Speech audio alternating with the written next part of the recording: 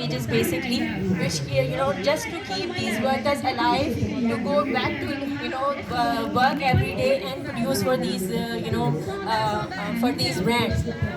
These brands are called manufacturers without factories, which means these global brands do not have any manufacturing units in the global south.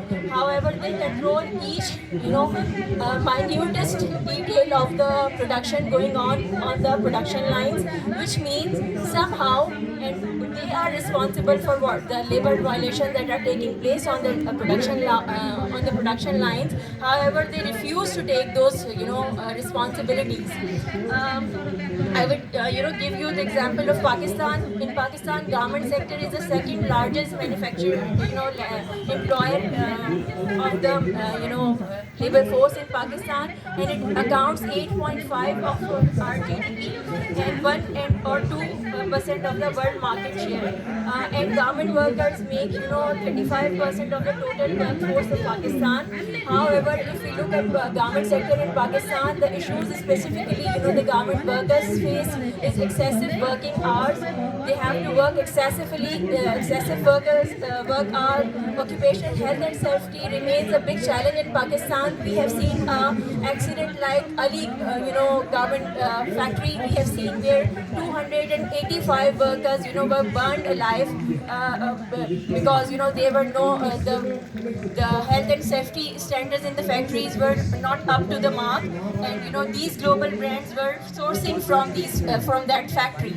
And then in Pakistan, the biggest challenge that we face is low unionization rate, which basically put workers in a very in a position because they don't have bargaining power. They lack bargaining power, which kind of intensifies the violations and onslaught on them. These global and after since sir has also mentioned that in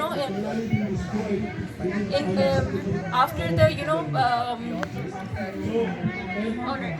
So these in this buyer-driven industry, the global south, there has been due to fast change in the fast fashion, these every 3 months, the on the racks of these big brands, retail, shops, the entire, their clothes get changed, which means you can imagine the pressure on the workers to produce new clothes all the time. However, these workers get meager wages to produce those clothes.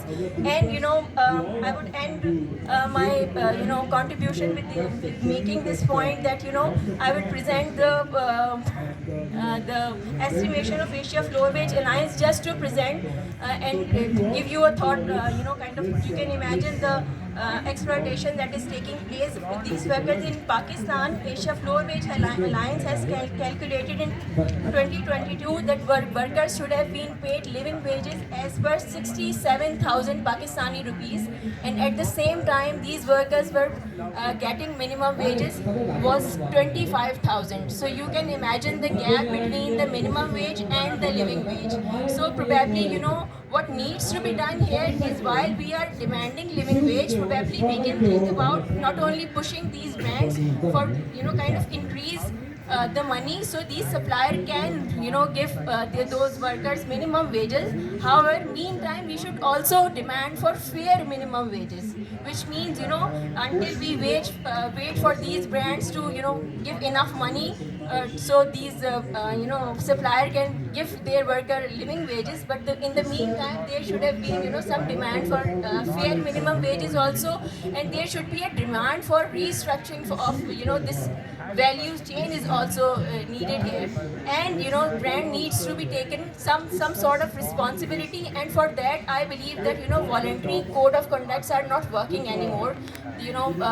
Corporate social responsibility is not working anymore. We need to demand enforceable agreements and accountability and regulation of global supply chain. Unless that happens, I don't think the working condition, the precarious conditions in which garment workers or tea plantation workers are working, I don't think this situation is going to change. I think these three demands should be we should demand from this platform today. Thank you so much.